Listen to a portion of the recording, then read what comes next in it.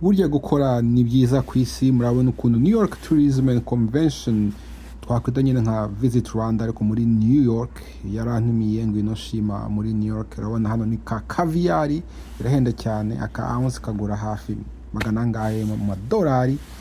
Bati ngwino shima tukwereke, hano ni muri Astoria, Waldorf na Astoria ni zimwe muri hoteli zihenda.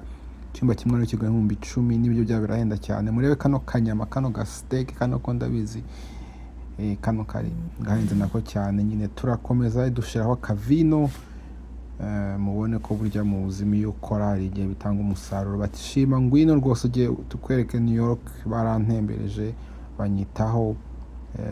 Ubwo nyine ndi tayari, wenda na Visit Rwanda izanyibuka, baranzi ndahari ni bantumire. Ariko ubu muri Amerika muri New York ahantu hagendwa cyane ubukerarugendo, batishima ngwino rwose duhagarariye neza cyane pe.